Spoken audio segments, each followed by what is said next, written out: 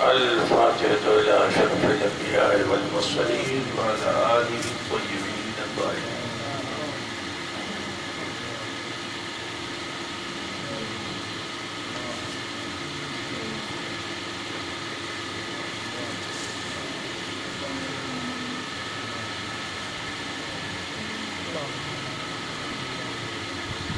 سرورہ شاہ کریمہ دستگیرہ اشرفہ حرمت روح پیمبر یک نظر کن سوئے ماہ لی خمسۃ نطفی بها حبل الوباء لحاتمہ المصطفى والمرتضى وابنهما والفاطمہ وصلی اللہ تعالی علی خیر خلقہ ونور عرشہ ومظہر لطفہ محمد وعلیہ واصحابہ اجمعین برحمتک یا ارحم الراحمین بحق لا الہ الا اللہ صلی اللہ تعالی علیہ وآلہ وسلم.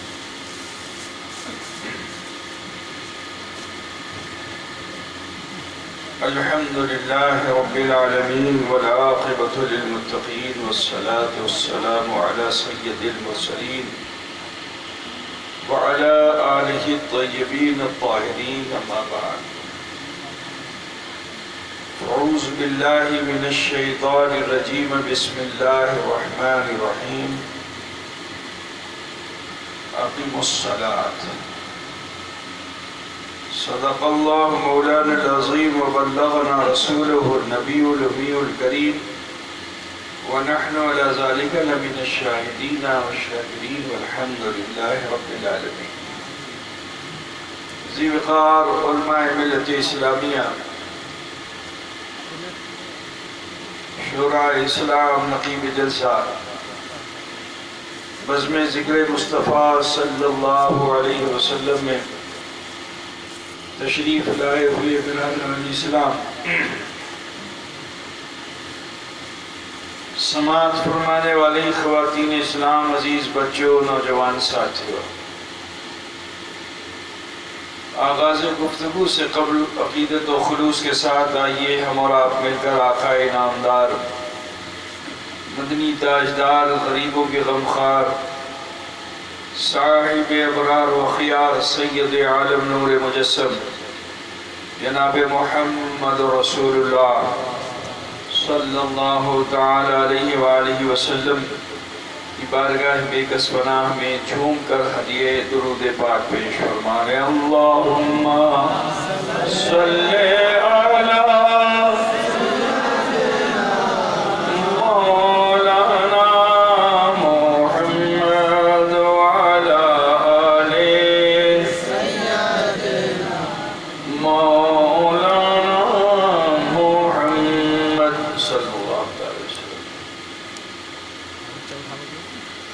دیر سے آپ تمامی خواتین و حضرات، علماء ملت اسلامیہ کے زمانے قرآن و حدیث کی روشنی میں دعوت اسلام قبول فرما رہے تھے اور اپنے قلوب و ذہان کو منور و مجلہ کر رہے تھے. وقت کافی ہو چکا ہے، لہذا سب سے پہلے تو آپ سے معلوم کرنا چاہوں گا کہ کہیں دیر تو نہیں ہو گئی؟ کیا ہوئی؟ دیر ہو گئی؟ دیر نہیں ہوئی؟ آپ لوگ سنیں گے یا نہیں سنیں گے؟ کتنے لوگ نہیں سنیں گے؟ ہاتھ اٹھا کے بتاؤ نا.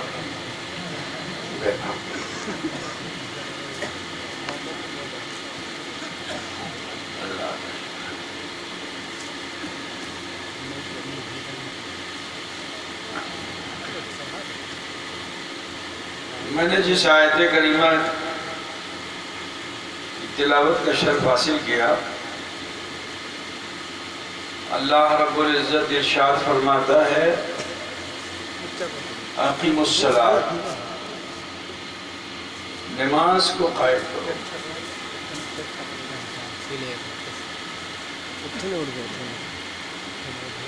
حضرت ابراہیم علیہ نبینا علیہ تحیت و ثنا جو اللہ کے خلیل ہیں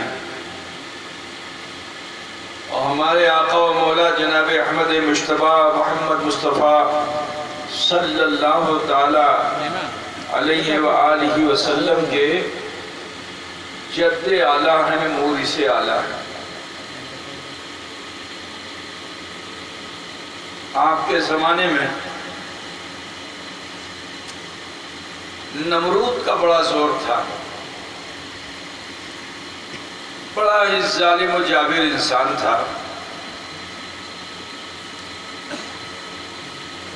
خود خدائی کا دعویٰ کر رہا تھا، انسان کو بالکل کیڑے مکوڑے کی طرح سمجھتا تھا۔ جب کبھی حکومت کی زیادہ مصروفیات سے گھبرا جاتا، الجھ جاتا، تو وہ میلہ لگواتا تھا، اور اس میلے میں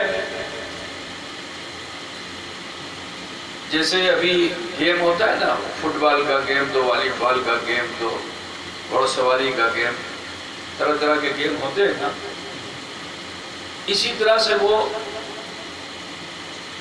گیم ایسا کراتا تھا کہ ایک طرف انسان اور دوسری طرف درندہ، ایک طرف انسان تو دوسری طرف شیر، ایک طرف انسان ہے دوسری طرف ہاتھی ہے، پاگل ہاتھی سے مقابلہ انسان کو کرنا ہے، بھوکے شیر سے انسان کو مقابلہ کرنا ہے۔ اگر کوئی انسان جیت جاتا تو اس کو انعام ملتا، اور ورنہ وہ اس درندے کا لقمہ بن جاتا تھا۔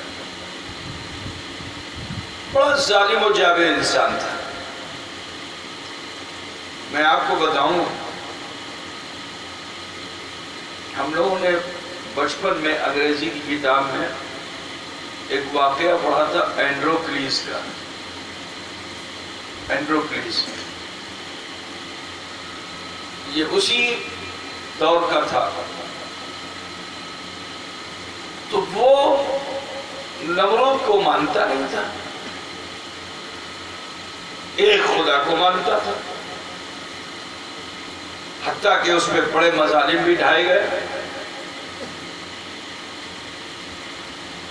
اور پھر بادشاہ نے اس کو شہر سے باہر کر دیا کہ اب تم کو جنگل میں رہنا ہے۔ اب جب جنگل میں پہنچا، وہ چلتے چلتے پیاس لگ گئی۔ ایک جگہ اس نے جنگل میں چشمہ دیکھا، پانی جمع تھا، تو خواہش ہوئی کہ چل کے وہاں پانی پی لوں۔ جیسے ہی اس چشمے کے پاس پہنچا تو دیکھتا کیا ہے کہ پانی پر ایک بھیانک قسم کے شیر کی چھبی نظر آ رہی۔ جلدی سے جھاڑی میں چھپ گیا جان بچانے کے لیے۔ کچھ دیر چھپا رہا، دیکھتا کیا ہے کہ وہ شیر تھوڑی تھوڑی دیر میں دہاڑتا ہے، زور زور سے دہاڑتا ہے، اپنے پنجے کو اٹھا کے زبان سے چاٹتا ہے۔ اب اس انسان نے جو دیکھا اس کی کیفیت کو اور غور سے دیکھا تو دیکھتا کیا ہے کہ اس کے پنجے میں ایک بڑا سا کانٹا چھپا ہوا ہے۔ اس کو ہمدردی پیدا ہوئی کہ مجھے اس شیر کی مشکل سے، مصیبت سے اس کو نجات دلانا ہے، اس کا درد دور کرنا ہے۔ ایک طرف بھائی یہ تھا کہ یہ شیر ہے، کہیں ایسا نہ ہو کہ مجھے مار ڈالے، اور دوسری طرف ہمدردی کا بھی خیال تھا، اس کو اس مصیبت سے نجات دلانا ہے۔ اس نے ہمت جمع کر لی، کچھ ہو یا نہ ہو مجھے اس شیر کی پریشانی اور اس کے درد کو دور کرنا ہے۔ دھیرے دھیرے چلتا چلتا چلتا چلتا شیر کے قریب پہنچا۔ اب جو شیر نے اس انسان کو دیکھا، اس شیر کو بھی احساس ہو گیا کہ یہ تو میرا ہمدرد معلوم ہوتا ہے، تو اس کی آنکھ سے آنسو نکلنے لگا۔ اس کو اور ہمت ہوئی کہ جب میں اتنا قریب آ گیا ہوں، یہ مجھ پہ چھلانگ نہیں مار رہا ہے تو اب یہ مجھ کو چیر پھاڑ نہیں ڈالے گا۔ قریب پہنچا اور پہنچنے کے بعد اس نے اس کے سر پہ ہاتھ پھیرنا، ہاتھ کا پھیرنا تھا کہ وہ شیر اس کے اپنے تھوتھن کو اس کے قدموں میں ڈال دیتا ہے۔ اس نے آہستہ سے اس کے پنجے کو اٹھایا اور وہ چبھا ہوا کانٹا جو اسے درد دے رہا تھا کھینچ کر باہر کر دیا۔ اب جب اس کا درد دور ہوا تو وہ شیر اپنے اس محسن کو چیر پھاڑ نہیں رہا ہے، بلکہ اس کے ساتھ اس کی بھالوبسا ہو گئی۔ اب یہ بھالوبسا ہو گئی تو جہاں جہاں یہ اینڈروکلیس جاتا تھا پیچھے پیچھے شیر کی کتے کی طرح چلتا تھا، حتیٰ کہ ادھر راجا کو حکومت کے کام نے پریشان کیا، میلہ لگوایا۔ ہوا یہ کہ کسی بھوکے شیر کو لا کر رکھا جائے اور اس کے سامنے بادشاہ کے سب سے بڑے دشمن کو کھڑا کر دیا جائے تاکہ ایک ہی لمحے میں وہ لقمہ اجل بن جائے۔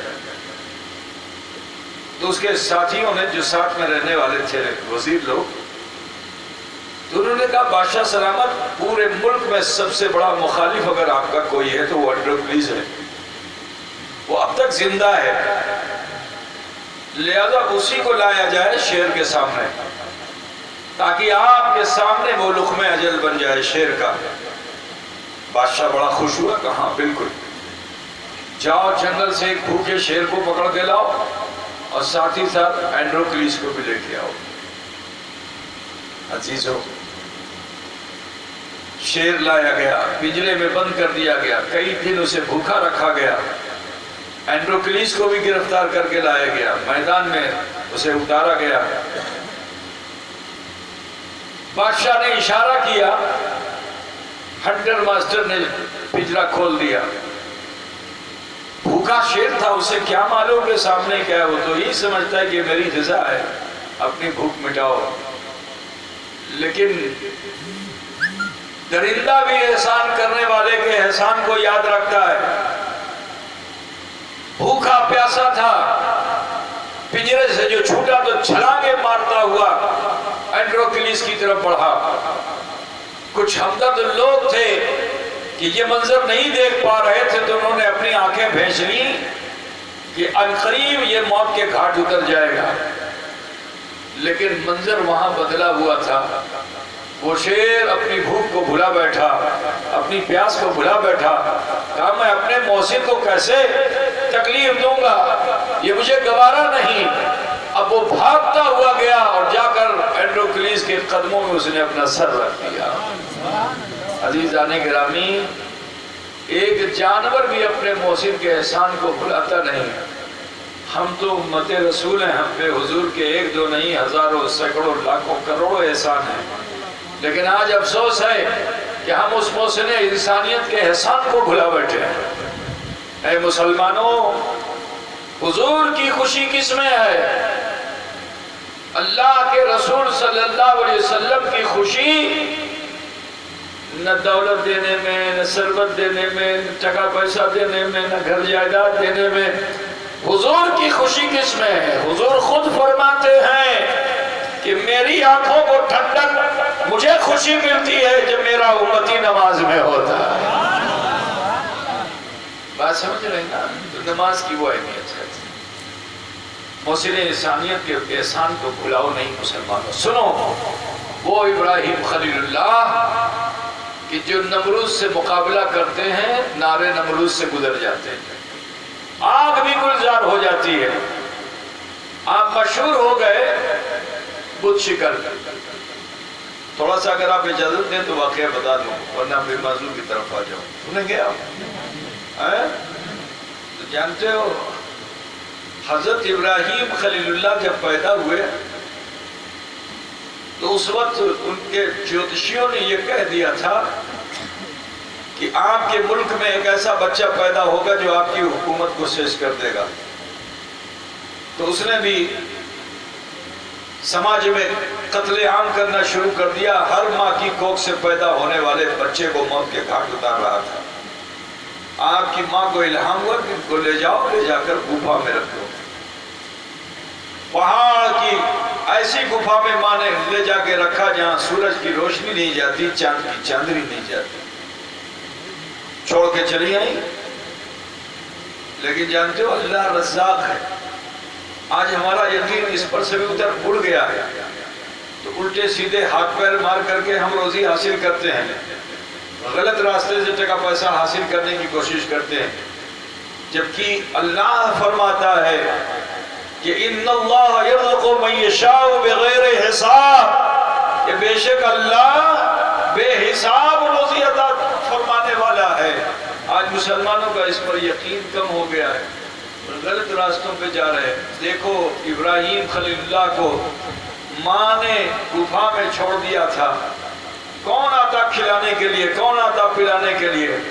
لیکن جانتے ہو جب حضرت ابراہیم خلیل اللہ بھوکے ہوئے تو اللہ نے حضرت جبریل کو بھیجا کہ اے جبریل جاؤ اور جا کر کے ابراہیم کے انگوٹھے کو ان کے منہ سے لگا دو. حضرت ابراہیم نے کہ انگوٹھے کو جبریل امین نے منہ سے لگا دیا. جیسے ہی منہ سے لگایا آپ کے اس انگوٹھے سے دودھ کا فوارہ نکلنے لگا. ماں جب آتی رات میں بچے کو دیکھنے کے لیے کس حال میں ہے, تو ماں اپنے بچے کو بھوکا پیاسا نہیں پاتی تھی. اور آج ابراہیم خلیل اللہ کی اس سنت کو ہمارے بچے بھی ادا کرتے ہیں. پیدا ہوتے ہی ہمارے بچے اپنے انگوٹھے کو منہ میں لے جاتے ہیں کہ نہیں لے جاتے ہیں, ہے نا. یہ حضرت ابراہیم خلیل اللہ کی سنت پہ ہمارے بچے عمل کرتے ہیں. لیکن آج افسوس ہے کہ ہم محمد عربی صلی اللہ علیہ وسلم کی سنت پہ ہوشمند ہو کر کے بھی عمل نہیں کر پا رہے ہیں. عزیزو خیال فرمائیے, میرے جملوں کو ٹکڑے ٹکڑے جو جملے ہیں اس کو اگر آپ ذہن میں رکھو گے تو ایمان تازہ ہو جائے گا. واقعی تو آپ روز سنتے رہتے ہو, ہے نا. 12 سال تک اسی گفا میں, پھر اللہ کا حکم ہوا باہر نکلے, چاند کی چاندنی کو دیکھا. 12 سال تک یہی سوچتے رہے میرا رب کیسا, میرا رب کیسا. اب جب چاند کی چاندنی دیکھی تو کہا لگتا ہے یہی میرا رب ہے. لیکن جیسے ہی اس کی چاندنی مان پڑنے لگی, نہ ایٹا ہمار رب نہیں. سورج نکلے گا ایٹا ہمار رب, لیکن جیسے ہی سورج ڈھلنے لگا ایٹا ہمار رب نہیں. گھر میں پہنچے تو چاچا جو تھے وہابی دیوبندی جو ہے, اب کا ترجمہ اب ہی رکھا انہوں نے. وہابیوں نے اب کا معنی باپ, ٹھیک ہے نا. اور عربی میں چاچا کو بھی اب کہتے ہیں. تو وہابیوں نے دیکھو کتنے بڑے گستاخ ہیں. نبی کا ونش جو ہے کبھی کافر و مشرک ہو ہی نہیں سکتا. جس ونش سے نبی ہوں گے وہ کافر و مشرک نہیں ہو سکتے. لیکن وہابی دیوبندیوں نے کیا ترجمہ کیا کہ ابراہیم علیہ السلام کے ابا جو تھے وہ بت بناتے تھے, جبکہ ابراہیم علیہ السلام کے والد بت بنانے والے نہیں تھے. ان کے چاچا, اس کا نام آزر تھا, وہ بت بنانے والا تھا. ابا کا انتقال ہو چکا تھا. اب کفیل جو تھا وہ آزر تھا, چاچا تھا. تو حضرت ابراہیم علیہ السلام جیسے باڑی میں پہنچے دیکھا چاٹی پہ بت بن رہا ہے. پوچھا ایٹا کی اچھے, چاچا ایٹا کی اچھے. کہا بیٹا یہ ہمارے خدا ہے. تو پہلا مناظرہ گھر ہی میں کیا ابراہیم خلیل اللہ نے. پہلا مناظرہ کہاں کیا؟ گھر میں چاچا سے. یہ کیسے خدا ہے جس کو تم بناتے ہو؟ اللہ تو وہ ہے کہ جو خلاق عالم ہے.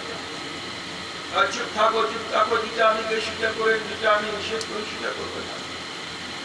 عرب میں آج بھی کفیل کی اہمیت ہے. جو لوگ عرب میں نوکری کرنے کے لیے جاتے ہیں یا حج کرنے جائیں گے یا عمرہ کرنے گئے جیسے ابھی ماسٹر صاحب, تو وہاں کوئی مولم جو ہے ان کا کفیل ہوا ہوگا.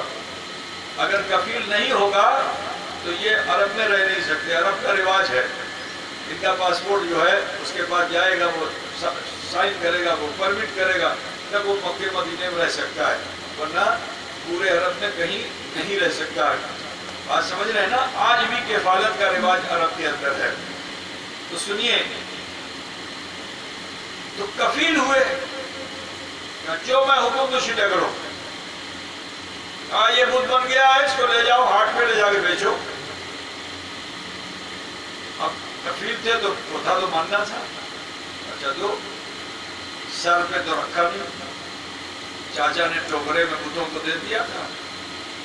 آپ کیسے اس کو سر پہ رکھتے؟ سر پہ رکھنا تو نبی کے شان کے خلاف. تو آپ نے کیا کیا؟ ایک رسی لی، رسی سمجھتے ہو نا، اور رسی لے کر کے اس میں بتوں کی گردنوں کو باندھا. ایک باندھا، دو باندھا، تین باندھا، جتنے سب کو باندھا، اور چلے تو ہاتھ میں رسی پکڑی اور کھینچتے ہوئے لے کے چلے. اب کسی کا ہاتھ ٹوٹا، کسی کی ناک ٹوٹی، کسی کا کان ٹوٹا. بازار پہنچے تو کوئی صحیح سالم نہیں، کوئی صحیح سالم نہیں. اٹھایا، کہا لے لو لے لو، اپنے ٹوٹے پھوٹے خداؤں کو لے لو. اب سماج میں انتشار ہو گیا. جا کے نمرود سے شکایت کی. نمرود نے آذر سے کہا کہ اپنے بھتیجے کو سنبھالو، یہ کیا کر رہا ہے؟ ہمارے خداؤں کی توہین کرتا ہے. ابھی یہ بات ہوئی تھی، اسی زمانے میں وہ میلہ لگوائے ہوئے تھا. اب جو میلہ اس نے لگوایا تھا، ظلم کی انتہا کر رہا تھا. لوگ اس کا منظر دیکھنے کے لیے بھیڑ لگاتے تھے، ہے نا. تو پورا گاؤں جو ہے وہاں سے نکل گیا. گاؤں کا نام تھا اولمپیا. کیا نام تھا؟ اولمپیا گاؤں. یہ اولمپیا گاؤں جس کے نام سے آج آپ اولمپک گیم دیکھتے ہو نہیں، یہ وہیں کی اسی جگہ کی سٹارٹ ہے. اسی چھوٹے سے گاؤں جس کا نام اولمپیا تھا، اسی سے اولمپک گیم بنا. ٹھیک ہے، اس میں بھی دیکھ رہے ہو گھوڑے پہ سوار ہے، ملب لے کے جا رہا ہے، ایک دوسرے کو مار رہا ہے. یہ سب ہوتا ہے کہ نہیں ہوتا؟ دیکھا ہے نا، کوئی چھلانگ مار رہا ہے، کوئی کود رہا ہے، کوئی جمپ کر رہا ہے. یہ سب ہوتا ہے نا. یہ سب نمرود کی ایجاد ہے. افسوس کہ آج مسلمان بڑے شوق سے اپنے موبائل میں بھی دیکھتا ہے. ٹھیک ہے، ان سب چیزوں سے بچنا چاہیے. یہ اولمپک گیم آج بتاتے ہیں امن و شانتی کا سب سے بہترین ذریعہ اولمپک ہے. آج دنیا میں جو ظلم، جس کی بنیاد ظلم پہ ہو، اس میں امن ہوگا، اس میں شانتی ہوگی. جس کی بنیاد ظلم پہ ڈالی گئی ہو، تو ظلم پہ بنیاد ڈالی گئی. آج کہہ رہے ہو یہ امن و شانتی کا معاملہ ہے. میڈل دیا جاتا ہے، gold medal, silver medal, bronze medal, اس کو دیا جاتا ہے. بات سمجھ رہے ہیں نا آپ لوگ؟ تو بہرحال ابراہیم خلیل اللہ کا دوسرا مقابلہ پنڈت جی سے ہوا. سب تو چلے گئے. کہاں تو اس معبد گدے میں عورت مرد کی لائن لگی رہتی تھی، کبھی خالی نہیں. جب دیکھو تب ٹن ٹن ڈھن ڈھن ہوتا رہتا تھا. سناٹا ہو گیا. پنڈت جی بھی گئے کھیلا دیکھنے کے لیے. اب وہ معبد گدا بالکل خالی ہو گیا.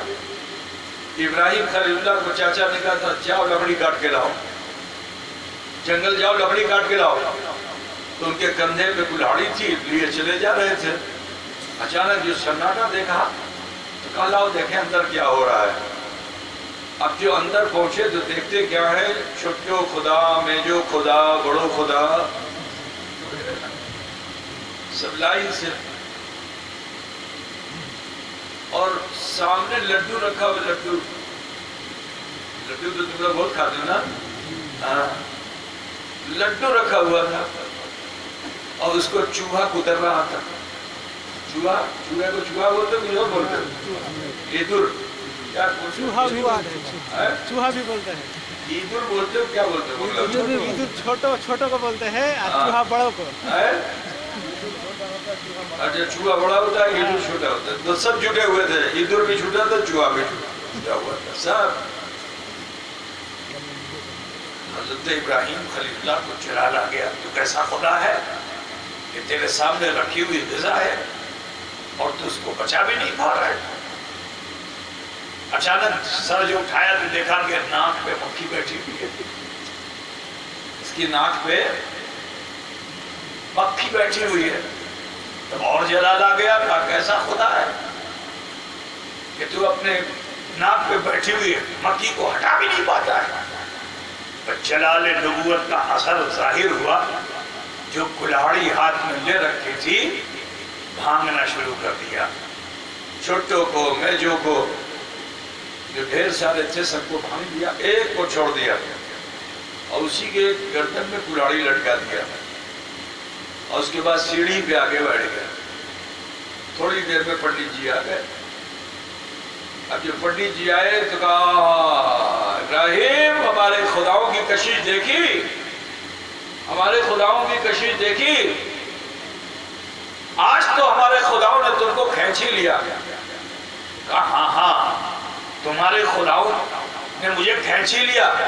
میں ادھر سے گزر رہا تھا تو میں نے دیکھا کہ چھوٹے خدا بڑے خدا سب آپس میں لڑ رہے ہیں. میں آیا اوپر تو دیکھتا کیا ہوں کہ بڑے خدا نے سارے چھوٹے خدا کو مار دیا. تو پنڈت جی بولتے ہیں کیا ہوئے نا کن ہوئے لا یضر ولا ينفع, یہ تو نہ نفع دینے والے ہیں نہ نقصان پہنچانے والے ہیں.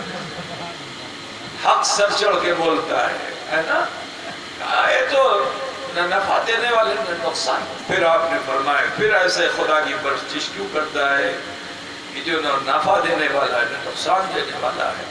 اللہ وہ ہے کہ جو نفع بھی دینے والا ہے نقصان بھی دینے والا ہے. دوسرا مناظرہ ہو گیا. بات آگے بڑھی تو نمرود نے اپنے محل میں بلایا. آپ وہاں پہنچے تو شان نبوت کے ساتھ سینہ تان کر پہنچے. اس کے وہاں تو لوگ سجدہ کرتے تھے, دنڈوت کرتے تھے, سپاٹ لیٹ جاتے تھے اس کے سامنے. ابراہیم خلیل اللہ سینہ سپر ہو کر گئے. غرض کے تیسرا مناظرہ حضرت ابراہیم خلیل اللہ کا نمرود سے ہوا. اس نے کہا دیکھو مجھ سے الجھو نہیں, میں بڑا خدا ہوں, جس کو چاہتا ہوں زندگی دیتا ہوں, جس کو چاہتا ہوں موت دیتا ہوں. قید خانے میں جو رہائی حاصل کرنے والا تھا اس کو بلا کے قتل کرا دیا, اور جس کا قتل ہونا تھا اس کو رہائی دے دی. یعنی جس کو موت دینی تھی اس کو چھوڑ دیا, اور جس کو آزاد کرنا تھا اس کو موت کے گھاٹ اتار دیا. تو حضرت ابراہیم خلیل اللہ نے فرمایا کہ تو یہ کرتا ہے, میرا خدا وہ ہے کہ جو سورج کو پورب سے نکالتا ہے پشچم میں ڈوباتا ہے.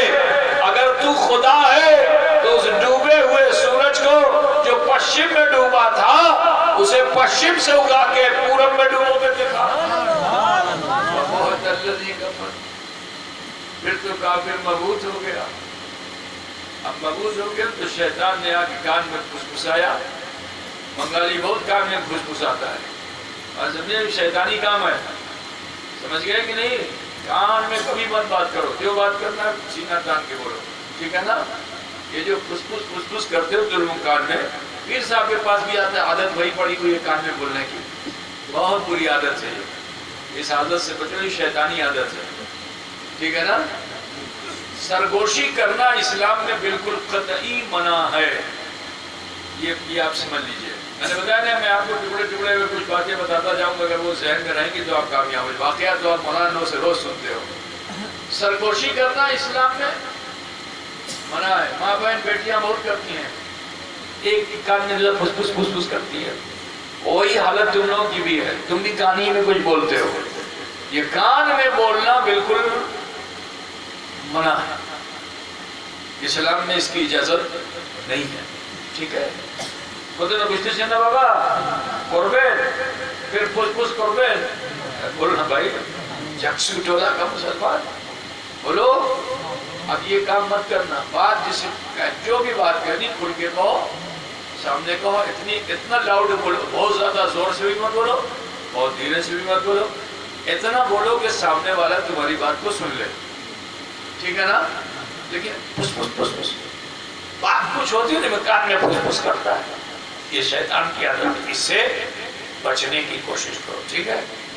زیادہ دیر میں آپ کا نہیں لوں گا. اب بتانا یہ چاہتا ہوں, روشن کر دی گئی، شیطان نے بتایا کہ کرو، لکڑی جلا دو، اسی میں ڈال دو، سیس ہو جائیں گے۔ آگ، اتنی بڑی آگ روشن کی، جانتے ہو حدیث شریف میں آئی یہ ہے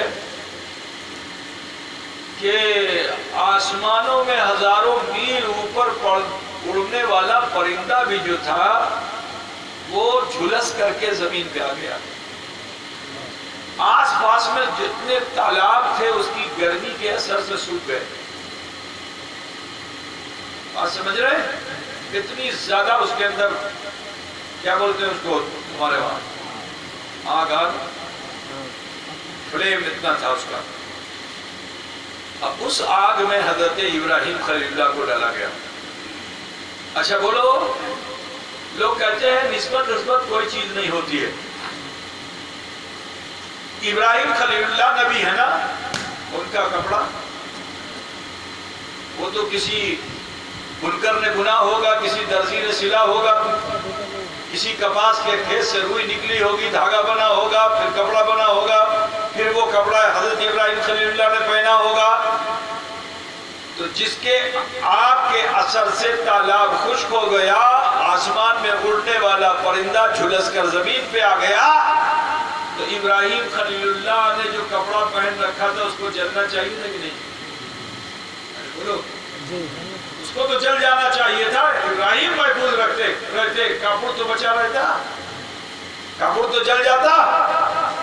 ارے وہ تو ابراہیم خلیل اللہ کا کپڑ تھا، نمرود کی وہ رسی جس سے ظلمن حضرت ابراہیم خلیل اللہ کو باندھا گیا تھا، جب آگ ٹھنڈی ہوئی تھی تو وہ رسی بھی جلی نہیں تھی۔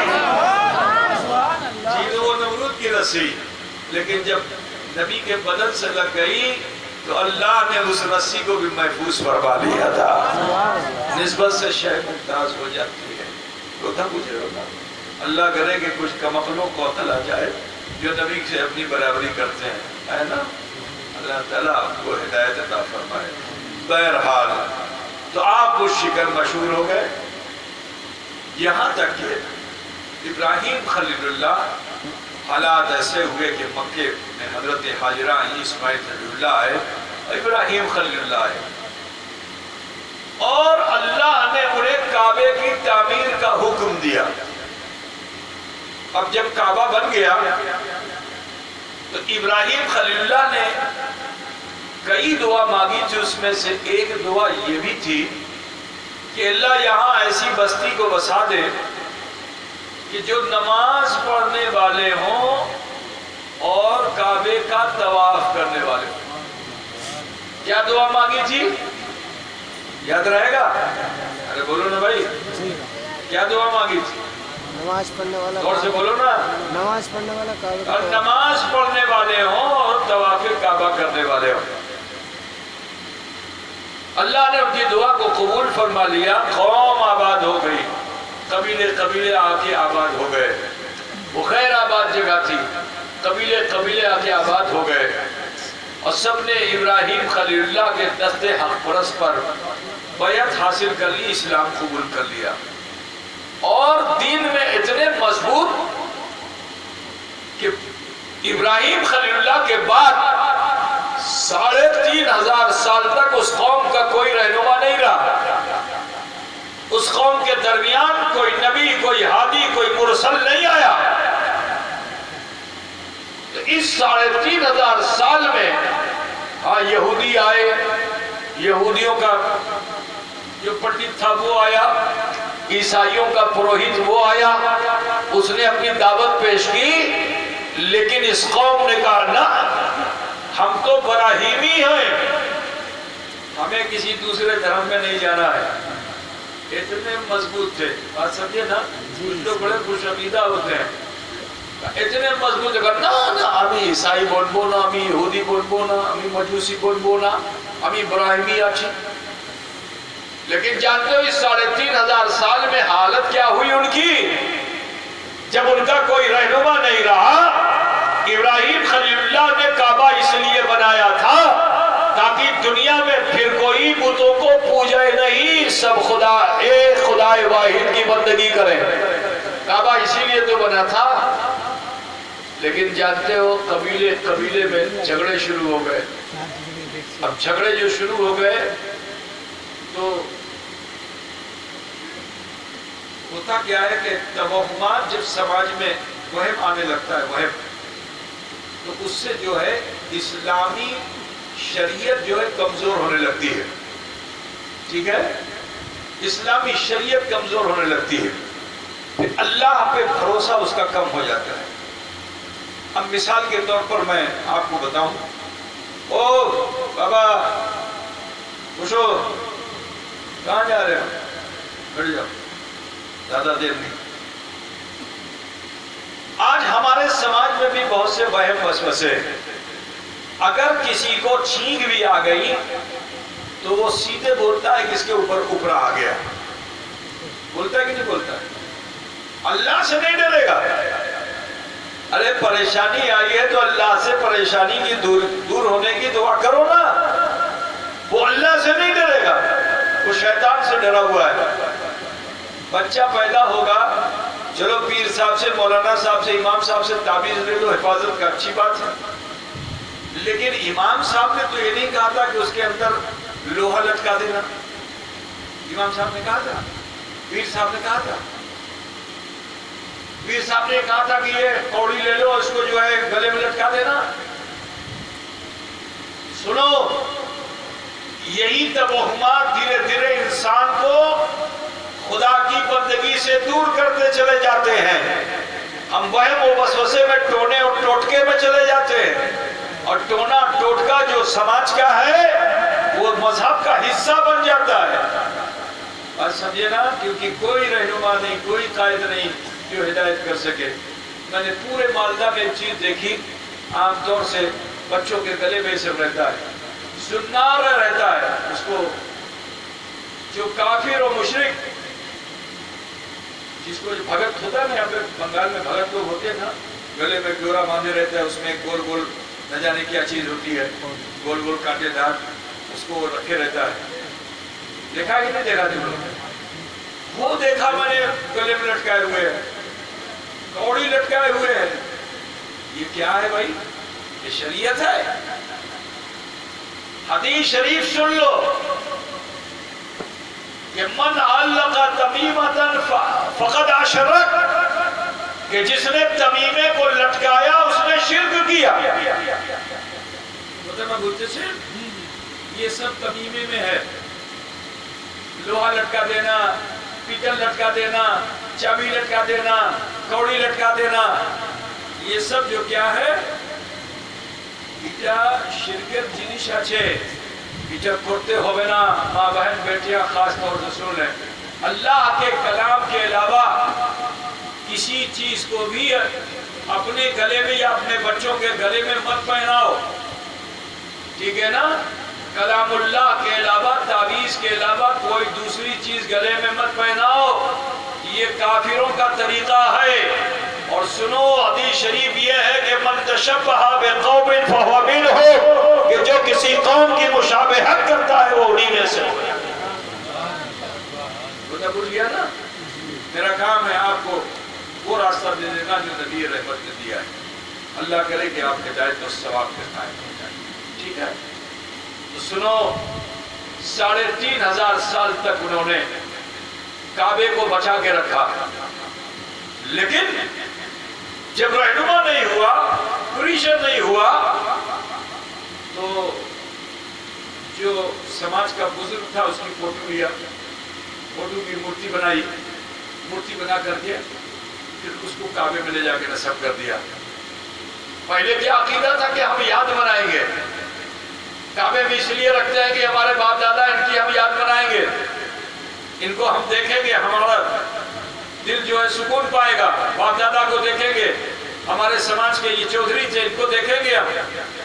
دھیرے دھیرے کر کے وہی بت جو باپ دادا کے ان کے بت تھے، لات، منات، عزا، ماں بہن بیٹیوں کے ان کے بت تھے، ان کو انہوں نے پوجنا شروع کر دیا. ان کے سامنے منت نظر کرنے لگے، ان کے نام کا بکرا ذبح کرنے لگے. پتہ مجھے نا، وہی پہ خون بہانے لگے، قربانی دینے لگے.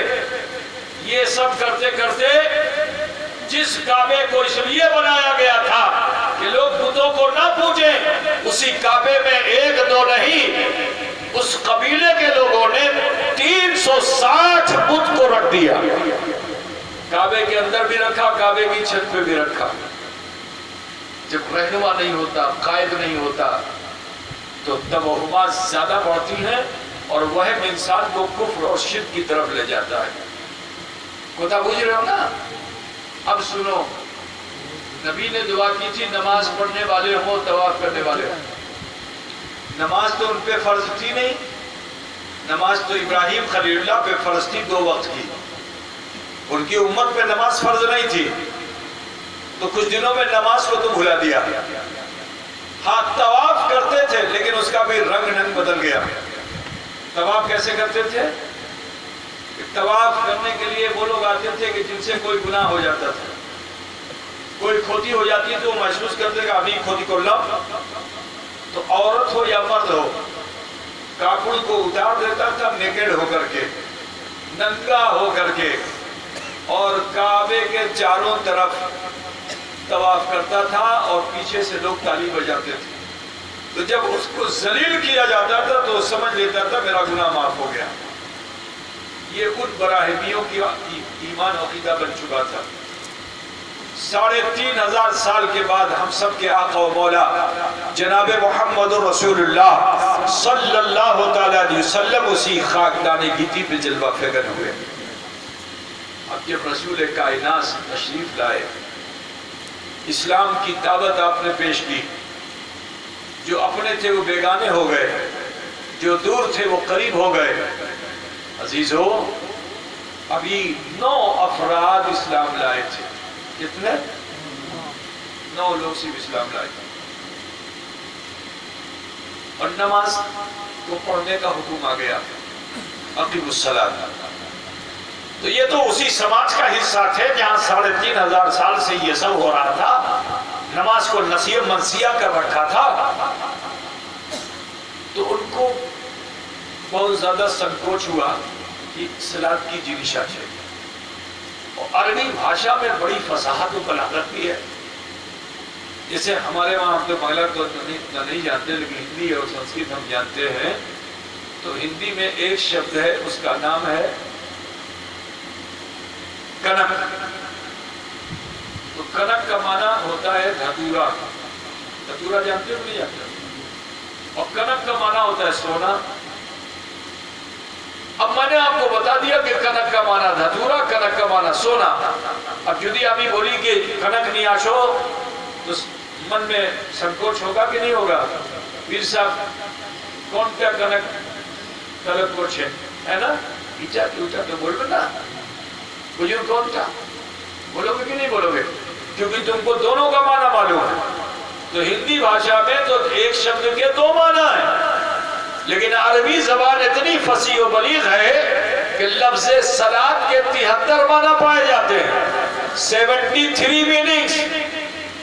ذرا سوچو ان 9 لوگوں کے اندر کتنا ہلچل ہوئی ہوگی من میں، یہ صلاۃ کی جنشا ہے، صلاۃ کی جنشا ہے نا؟ 2-4 میں بتا دیتا ہوں آپ کو۔ صلاۃ کا معنی گھٹنا، یہ جو گھٹنا اس کو کیا بولتے ہیں؟ ہٹوا، کیا بولتے ہو؟ ہاں وہی ہٹوا بولتے ہو نا، ہٹو، جس کو بھی صلاۃ بولتے ہیں۔ یہ جو آنکھ جس دائرے میں رکھی ہوئی ہے، گڈھا جو ہے، اس کو بھی صلاۃ بولتے ہیں۔ اور صلاۃ کے معنی دعا بھی ہوتا ہے۔ اور بتا دوں صلاۃ کا معنی، صلاۃ کا معنی گھوڑے کی پیٹھ بھی ہوتا ہے۔ گھوڑے کی جو ایسے والی پیٹھ ہوتی ہے جس پہ زین رکھی جاتی ہے، اس کو بھی صلاۃ بولتے ہیں۔ اور بھی ایک معنی بتا دیتا ہوں تاکہ آپ بھی کچھ عربی کے جانکار ہو جائیے، ہے نا؟ تو صلاۃ اس لاٹھی کو کہتے ہیں جو پیڑ سے کاٹی جاتی ہے، یہاں کیا بولتے ہیں بسواڑی ہوتی ہے نا، وہاں سے تو لاٹھی نکلتی ہے۔ اب وہ لاٹھی اگر تھوڑی بہت ٹیڑھی ہوتی ہے تو اس کو یا تو آپ پانی میں ڈال کے سیدھا کرتے ہو، یا اس کو آگ میں ڈال کے سیدھا کرتے ہو۔ آگ میں ڈالتے ہو پھر اس کو سیدھا کرتے ہو، آگ میں ڈال کے گرم کرتے ہو پھر سیدھا کرتے ہو، ہے نا؟ آگ میں ڈال کے اس کو سیدھا کرتے ہو، ایسے تو لاٹھی سیدھی ہوتی ہے نا۔ تو سنو، یہ جو آگ میں ڈال کر لاٹھی کو سیدھا کیا جاتا ہے اس کو بھی صلاۃ کہتے ہیں، سمجھ رہے؟ اس طرح سے 73 میننگز ہیں لفظ صلاۃ میں۔ ذرا سوچو ان 9 لوگوں کے من میں کتنا سنکوچ ہوا ہوگا کہ رسول پاک کیا مانگ رہے ہیں، کیا مانگ رہے ہیں، کیا مانگ رہے ہیں، حتیٰ کہ سب نے بیک زبان کہہ دیا ایو شیء فی الصلاۃ وصلی، یہ صلاۃ کیا ہے جسے آپ ادا کریں؟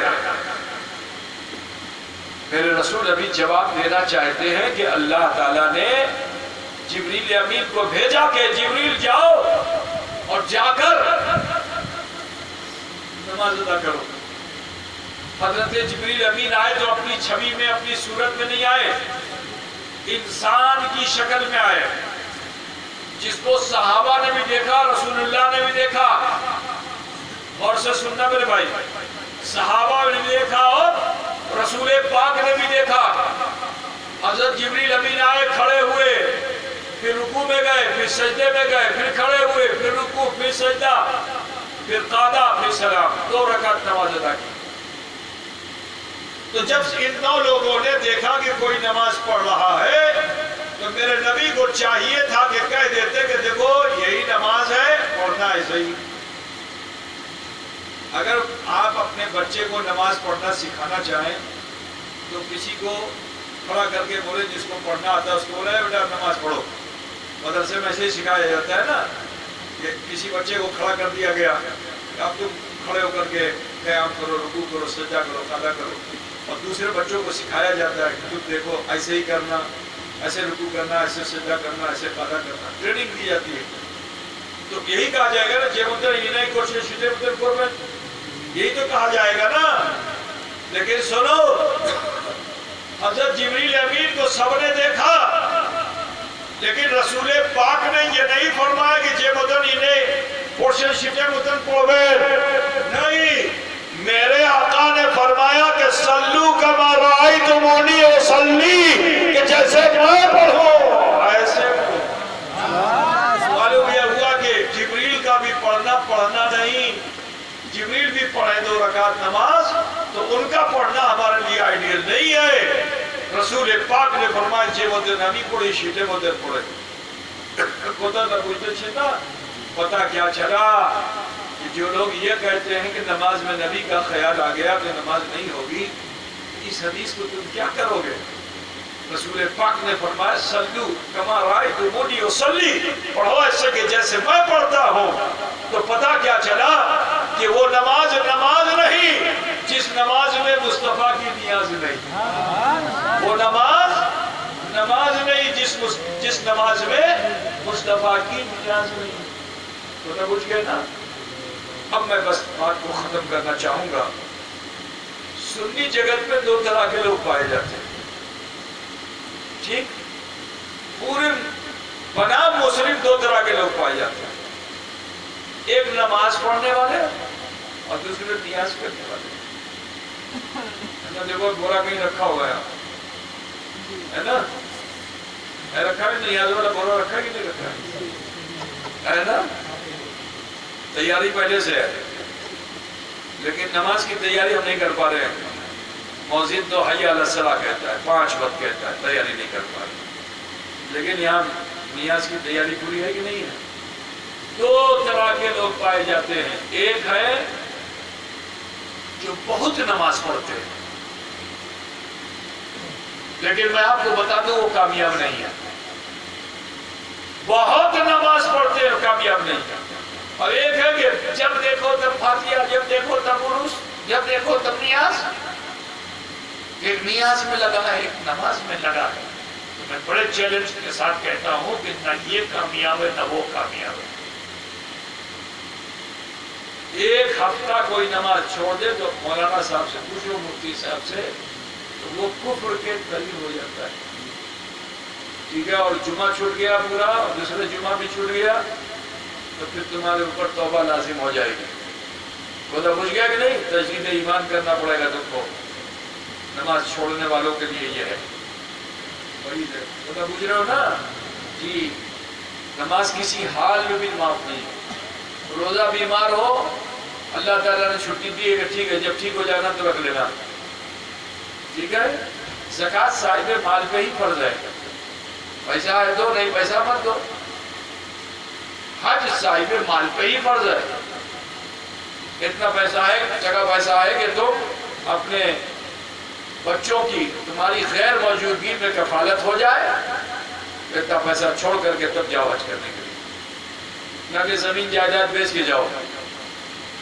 بنگال میں یہ بھی رواج ہے کہ حج کرنے کا شوق اتنا ہے حاجی صاحب کو کہ وہ اپنے ورثہ کے لیے جو انہیں چھوڑنا تھا اس کو بیچ کر کے حاجی صاحب بن جاتے ہیں۔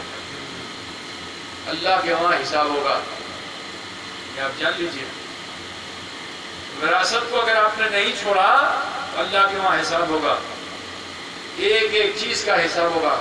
خالی ٹوپی لگا کے لمبا جوبہ پہن کے آپ حاجی صاحب بن جاتے ہو، نہیں، حج جب فرض ہے تبھی حج کرو، زمین جائیداد بیچ کر کے حج کرنا ضروری نہیں ہے۔ گزرا پوچھتے چھنا بابا تمہارے بنگال میں بہت رواج ہے ہم حاجی صاحب بن جائیں، اب حاجی صاحب بننے کے چکر میں اولاد کے حق کو مار کر کے حاجی صاحب حج کرنے چلے جاتے ہیں، یہ درست نہیں۔ اللہ نے تمہیں مال دیا ہے تو اپنے اس مال میں تمہارے پیچھے جو لوگ ہیں ان کی کفالت کرو، اتنا ٹکا پیسہ چھوڑ کے جاؤ کہ جتنے دن میں تم لوٹ کے آنے والے ہو اتنے دن تک کھانا پینا نان نفقہ ان بچوں کا، بیوی کا، ماں کا، سب کا آپ دے کے جاؤ، تب تو حج آپ کے اوپر فرض ہے، ورنہ فرض حج نہیں ہے۔ پتہ بجھ گیا نا بھائی؟ لیکن نماز کسی حال میں معاف نہیں ہے۔ اگر نزا کے حال میں بھی تم ہو، بالکل ایڑیاں رگڑ رہے ہو، موت قریب ہے، فرشتے اجل تمہارے سامنے کھڑا ہے اور وقت صلاۃ ہو گیا ہے، تو اس وقت بھی تمہیں اگرچہ تم کھڑے ہو کے نہیں پڑھ پا رہے ہو تو اشارے سے پڑھو۔ نزا کے عالم میں بھی نماز معاف نہیں ہے، ٹھیک ہے نا؟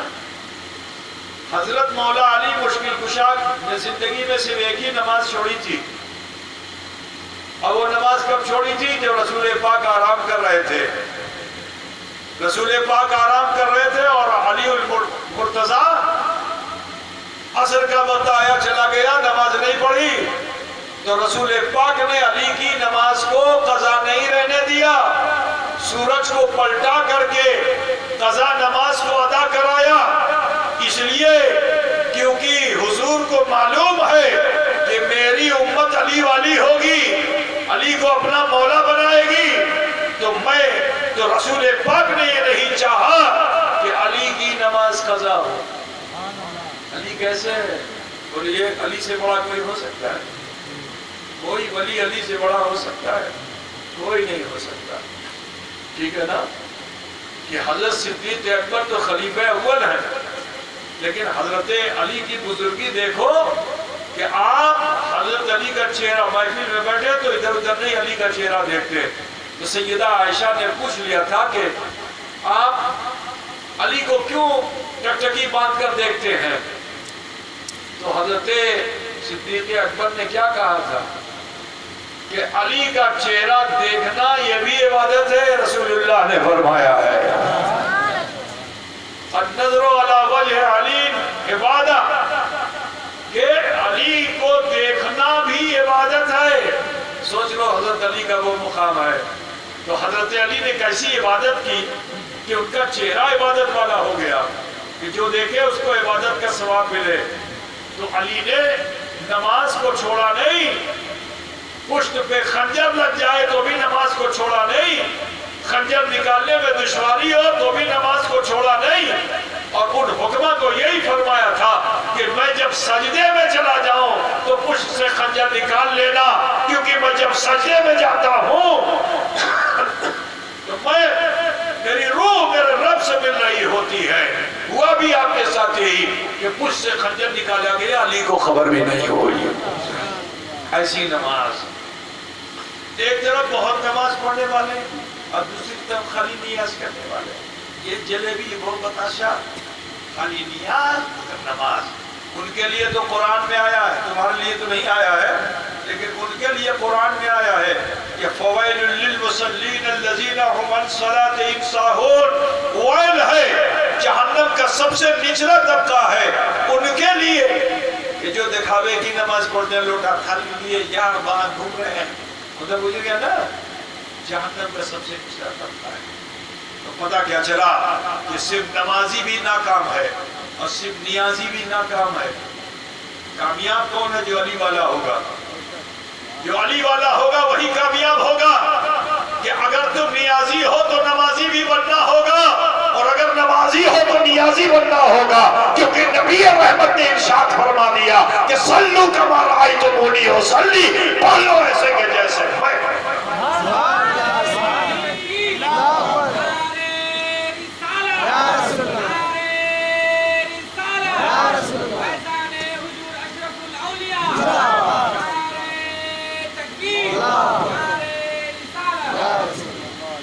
بات کو سمجھ گئے نا بھائی آپ لوگ؟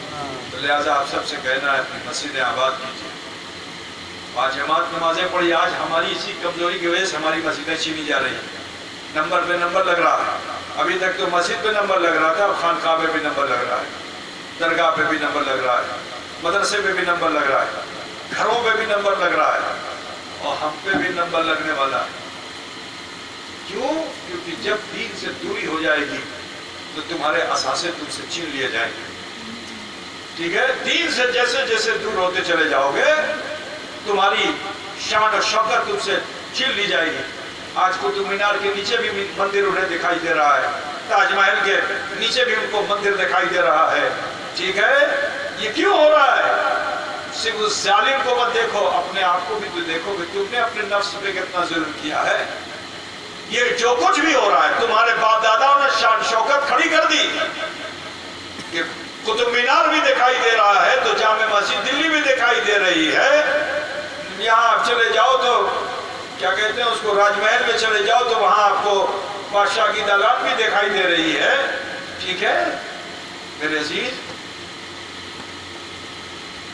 یہ جو شان و شوکت تمہیں ہندوستان میں دکھائی دے رہی ہے تمہارے باپ داداؤں کی اچھی کرنی کا اثر تھا، لیکن آج ہماری کرنی خراب ہو گئی ہے تو ہمارے اثاثے ہم سے چھینے جا رہے ہیں۔ چاہتے ہو کہ محفوظ رہیں اور تم محفوظ رہو اس ہندوستان میں، تو ضروری یہ ہے کہ شریعت کا دامن تھامیے، اسوہ رسول پر عمل کیجئے، اور ایسا کوئی کام مت کیجئے کہ جس سے شریعت میں مداخلت ہوتی ہے۔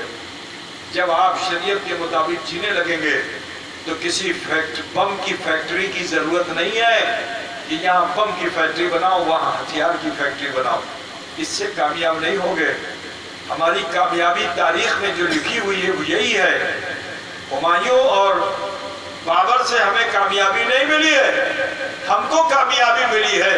یہ لوگ ہتھیار والے تھے لیکن ہم کو کامیابی اگر ملی ہے تو خواجہ خواجگاہ سے کامیابی ملی ہے، ہم کو کامیابی ملی ہے تو محبوب الہی سے کامیابی ملی ہے، ہم کو کامیابی ملی ہے تو جلال الدین تبریزی سے کامیابی ملی ہے، ہم کو کامیابی ملی ہے تو اخی پاک سے کامیابی ملی ہے، علاء الحق سے کامیابی ملی ہے، اشرف جہانگیر سے کامیابی ملی ہے، کلیم اللہ جہان آبادی سے کامیابی ملی ہے، کیونکہ یہ وہ لوگ تھے کہ جو ہتھیار والے نہیں تھے، کردار والے تھے۔ تو لہذا آپ سب سے کہنا ہے مسلمانوں، اپنی تہذیب بدلو، اپنا معاشرہ بدلو، کرو اپنے رب سے، اکڑ کے مت چلو، موت کبھی بھی آ سکتی ہے، اس سے پہلے کہ موت آئے توبہ کر لینی چاہیے، اور پھر سدھر کر کے اچھے راستے پہ ہمیں تمہیں رہنا چاہیے۔ تو لہٰذا میں چاہتا ہوں کہ اس محفل میں ہم تم آئے ہوئے ہیں، آؤ اپنے من کو سوچھ کریں، اپنے من کو پاکیزہ کریں، اپنے من کے اندر گناہوں کے دھول کو چھاڑ دیں اور اسے معرفت کا گنجینہ بنائیں۔ دھولا رکھے رہو گے معرفت ملے گی؟ خدا کی قسم زندگی بھر آنکھ بند کر کے بیٹھے رہو، گھر بار چھوڑ کر کے گفا میں چلے جاؤ، اللہ تعالیٰ معرفت نہیں دے گا، ٹھیک ہے نا؟ زندگی بھر ہاں ہو کرتے رہو، معرفت نہیں ملے گی جب تک دل صاف نہیں ہوگا۔ اچھا برتن اگر صاف نہیں دودھ لو تو کیا ہوگا؟ بولو، گندا ہو جائے گا۔ بنگالی اتنا چاند ہوئے اس کو پھاڑتا چھینا بنا لیتا، پھاڑ کے چھینا بنا لیتا ہے، کام میں لاتا ہے جیسا بھی ہو، اچھا ہو خراب ہو سب کو کام میں لے آتا ہے، کیا ہے نا؟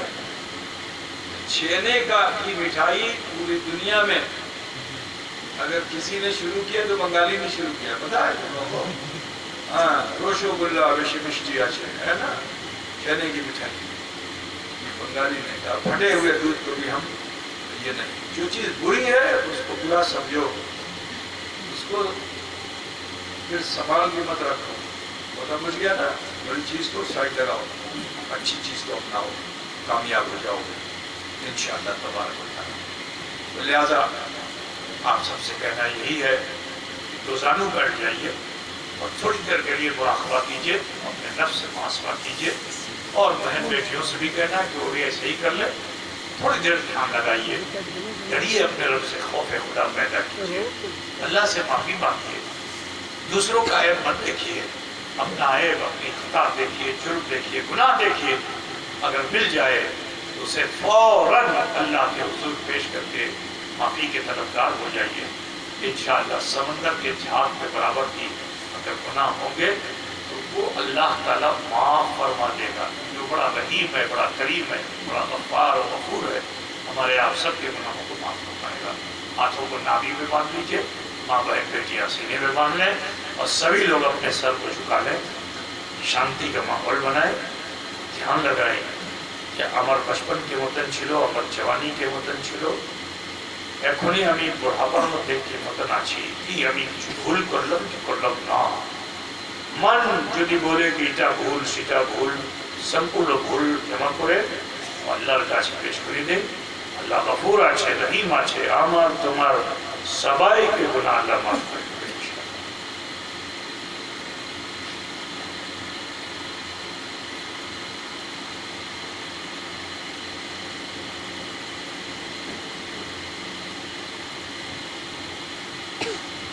پڑھیے بسم اللہ الرحمن الرحیم، لا الہ الا اللہ محمد رسول اللہ، اللہ ہی معبود ہے، محمد رسول اللہ صلی اللہ علیہ وسلم اللہ کے سچے رسول ہیں۔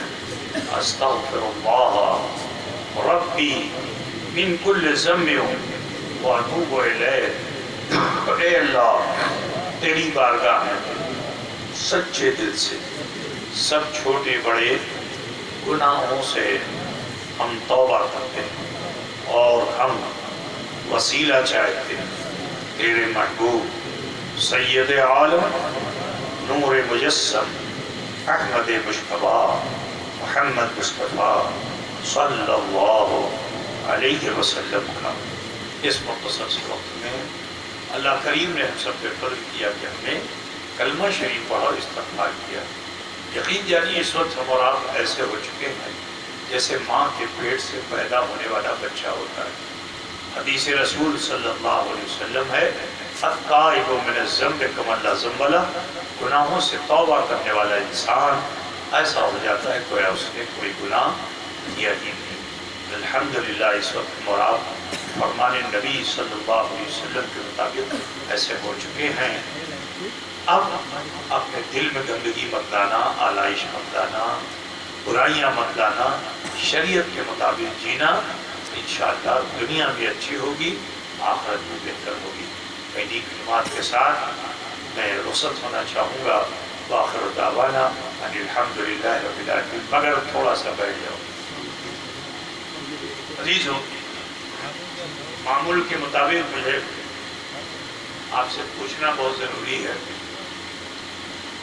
کہ حضور اشرف الاولیاء علیہ الرحمہ نے مخدوم اشرف مشن اپنے پیرانہ سالی میں قائم کیا اور چند سال آپ حیات میں رہے اور پھر وصال فرما گئے۔ ذمہ داریاں ہمارے اور آپ کے کاندھوں پہ آئی۔ ہم نے آپ نے مل کر کے اور مخدوم اشرف مشن کی ترقی میں جو ہم سے دان یوگدان ہو سکا ہم نے کیا۔ الحمدللہ جتنا کام ہو گیا میں آپ سے پوچھنا چاہتا ہوں کہ آپ لوگ اس سے خوش ہیں کہ ناراض ہیں؟ کتنے لوگ خوش ہیں؟ ہاتھ اٹھائیں گے؟ ماشاءاللہ۔ تو جو کام مخدوم اشرف مشن کے ذریعے سے ہو رہا ہے یہ کوئی پراپرٹی نہیں ہے کسی کی، یہ اللہ اس کے رسول یہ راہ کا کام ہے.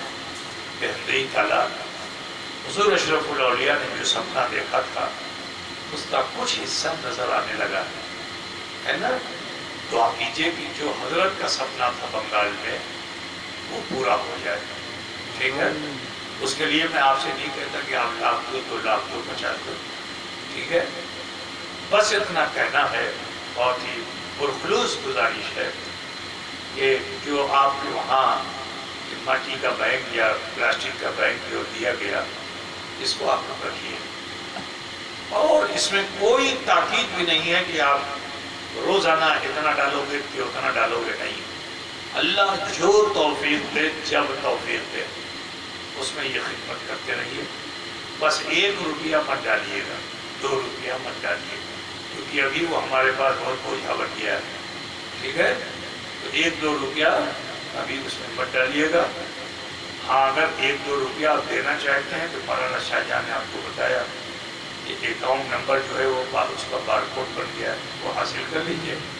آپ روز آنا چاہیے تو اپنے موبائل سے کھیلتے کھیلتے کچھ نہ کچھ آپ دین کا کام کر جائیں گے, ہے نا. موبائل اچھا بھی ہے, موبائل خراب بھی ہے. اگر آپ اس پہ سب برائی دیکھ رہے ہو تو بہت بری چیز ہے, لیکن اس سے کچھ نیکی کا کام کرو تو سبحان اللہ.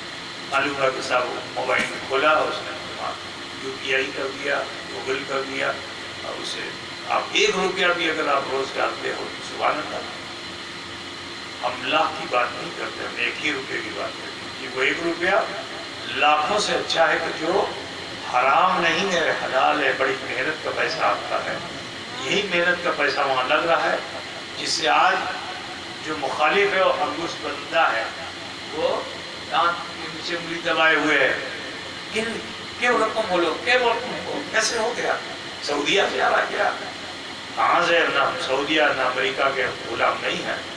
ہاں, ہم محمد عربی کے غلام ضرور ہیں. تو غلامان مصطفیٰ کو دعوت دیں گے, کسی وہابی, دیوبندی, شیعہ, چکرالوی کی 1 پیسے کی مدد ہم کو نہیں چاہیے. ہم صرف سنی سعید عقیدہ مسلمانوں سے مشن جو حضور اشرف الاولیاء نے دیکھا اس کو ہم بنگال میں قائم کرنے کی کوشش کر رہے ہیں. دعا کیجیے کہ اللہ تعالیٰ کامیابی اور کامیابی عطا فرمائے. تو بولو بھیا ٹھیک ہے, کرو گے آپ لوگ ایسا؟ ہاں, ڈبے میں 1 روپیہ مت ڈالنا, 2 روپیہ ڈالو, 5 روپیہ ڈالو, جو آپ کی تمہاری مرضی وہ ڈالو.